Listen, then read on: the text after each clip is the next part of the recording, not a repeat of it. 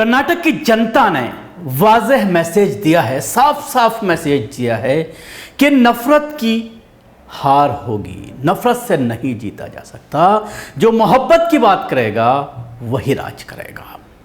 जब भी 136 सीटों पर कांग्रेस जीत और 65 पर बीजेपी, 22 पर जनता दल, 6 पर अन्य। इसके साथ ही कुछ ऐसे आंकड़े लेकर के सामने आया हूं जो जहरीले नेता थे वो किस तरह से हारे हैं, चाहे वो मंत्री, शिक्षा मंत्री हों जिन्होंने हिजाब पर बैन की वकालत की थी, जिन्होंने इस तरह का बयान दिया था हिजाब को लेकर के कि ये सब हमारे यहां नहीं चलेगा, वो नेता जिसने मदरसा बैन करने की बात कही थी वो भी हार गए हैं।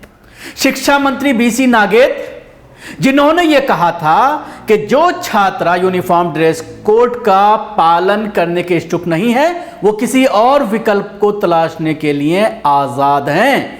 राज्य के शिक्षा मंत्री ने मीडिया से बात में कहा था कि जैसे सेना में नियम का अनुपालन किया जाता है वैसे ही जो संस्थान हैं तालीमी उसमें भी किया जाना चाहिए। जो लोग इसका पालन नहीं करना चाहते हैं उनके लिए दूसरे विकल्प खुले हुए हैं जिसका वो इस्तेमाल कर सकते हैं। इसके साथ ही मंत्री बीसी नागेत ने छात्राओं से अपील की थी कि वो सियासी दलों के लिए टूल ना बने। कौन टूल बन रहा था ये साफ हो गया, और जिस टूल का इस्तेमाल इनकी पार्टी के शीर्ष नेता कर रहे थे वो टूल पूरी तरह से फुस हो गया है।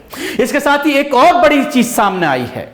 कांग्रेस से गुलबर्गा से जो खड़ी थी तंजीम फातिमा, बुर्कापोश खातून हैं, हिजाब लगाती हैं, अपने टीवी स्क्रीन पर इनका फोटो आप देख सकते हैं, कर्नाटक से भारी मतों से जीत दर्ज की है। भारतीय जनता पार्टी के कैंडिडेट को इन्होंने तकरीबन 4000 वोटों से हरा दिया है।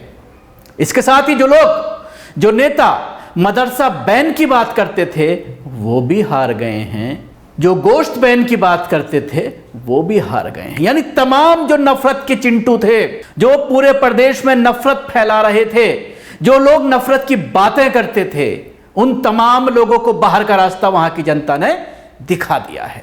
उन्हें बिल्कुल पॉलिटिक्स से आउट कर दिया गया है, पूरी पिच साफ कर दी गई है इस तरह के नफरती लोगों से। तो कहा जा सकता है वहां की जनता ने, चाहे वो हिंदू हो या मुसलमान, तमाम लोगों ने पूरी तरह से इनको खदेड़ दिया है। अब आइए मैं आपको आंकड़े और नेताओं के नाम बताता हूं जो इस पूरी तरह से नफरत फैलाने वाले थे, उनको किस तरह से हार का सामना करना पड़ा है।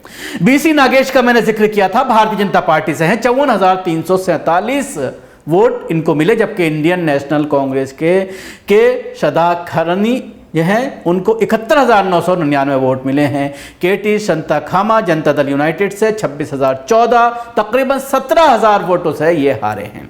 इसके अलावा जो हिजाब की लड़ाई जहां से शुरू हुई थी उडप्पी, उस सीट की अगर हम बात करते हैं तो वहां पर भी जो है बीजेपी जीती है, लेकिन बहुत ही कम मार्जिन से वहां पर जीत दर्ज की है। इसके साथ ही कनीज फातिमा हिजाबी महिला हैं, हिजाब लगाती हैं, गुलबर्गा से, कर्नाटका से इन्होंने कांग्रेस के टिकट पर लड़ा था। भारतीय जनता पार्टी के चंद्रकांत पाटिल थे, उनको हरा दिया है। कनीज फातिमा ने 80,538 वोट हासिल किए हैं, जबकि पाटिल को जो भारतीय जनता पार्टी से थे 77,559 वोट मिले हैं।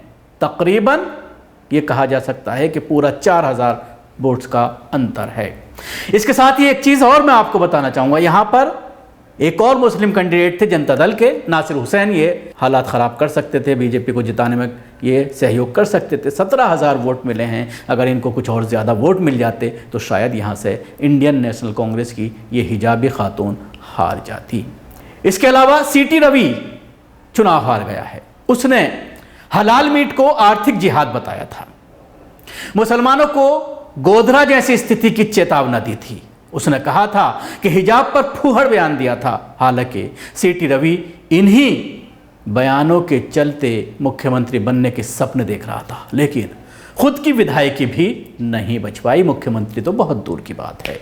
इसके अलावा मदरसा बैन करने की बात कही थी रेणुकाचार्य ने, वो भी चुनाव हार गया है। मदरसा बैन, मीट बैन, हिजाब बैन, इन तमाम चीज़ों की जो बात कर रहे थे ये तमाम लोग हार गए हैं। यशपाल सुरना भारतीय जनता पार्टी का है, इसको 97,079 वोट मिले हैं।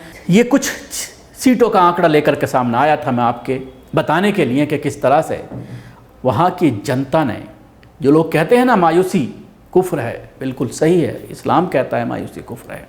चाहे कितने भी बदतर से बदतर हालात हों, मायूस होने की ज़रूरत नहीं है। अभी भी देश की ज़्यादातर आवाम, ज़्यादातर जनता सेकुलर है और वो आपस में मिलजुल कर रहना चाहती है। इस तरह के मुद्दों पर वो वोटिंग नहीं करना चाहती। ये साबित किया है कर्नाटक की जनता ने।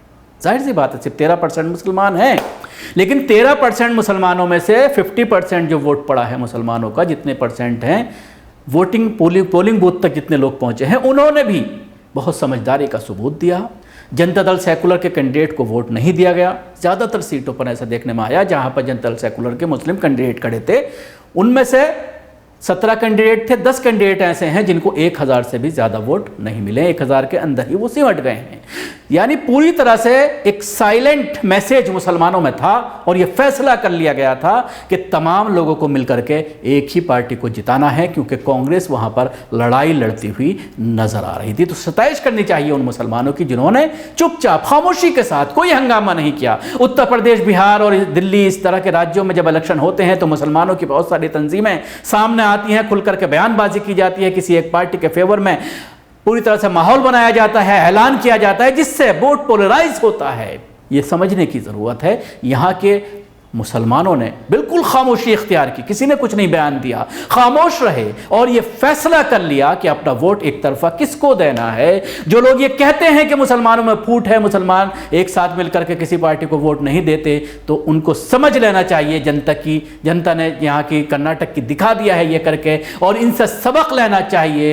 इधर के जो राज्य हैं, चाहे वो बिहार की बात करें, उत्तर प्रदेश की बात करें, बंगाल की बात करें, हालांकि बंगाल और बिहार में फिर भी सुलझा हुआ वोटर है, लेकिन अगर उत्तर प्रदेश की बात करते हैं, इससे सबसे ज्यादा सबक लेने की जरूरत उत्तर प्रदेश के मुसलमानों की है, क्योंकि निकाय चुनाव में जो सामने आया है वो भी कहीं ना कहीं मुसलमानों के ऊपर सवालात खड़ा करता है। उसके लिए हम एक अलग से पैकेज बनाएंगे, बात करेंगे, और इसके साथ ही किस किस सीट पर कितने मुसलमान जीते हैं। जिस तरह से 17 मुस्लिम जो है वो जनता दल सेकुलर से खड़े हुए थे, 15 कांग्रेस से खड़े हुए थे, तो कौन कौन जीत दर्ज किया है, कितने वोटों से हारा है, क्या फैक्टर रहा है, किस पार्टी ने नुकसान पहुंचाया है, इस पर लेकर के मैं एक अलग से पैकेज सामने आऊंगा, आपको बताऊंगा, एक एक सीट का एनालिसिस करके बताने की कोशिश करूंगा, ताकि इन सब चीज़ों से मुस्लिम जो कॉन्स्टिट्यूएंसी हैं उसमें आगे फ़ायदा उठाया जा सके। शुक्रिया आपको। हमारी कोशिश कैसी लगी ज़रूर बताएं। हमारे यूट्यूब चैनल को सब्सक्राइब करना ना भूलें, इसके साथ ही बेल आइकन ज़रूर दबाएं। अगर आप ये वीडियो फेसबुक पर देख लें तो पेज को लाइक करें, इसके साथ ही फॉलो भी करें। धन्यवाद।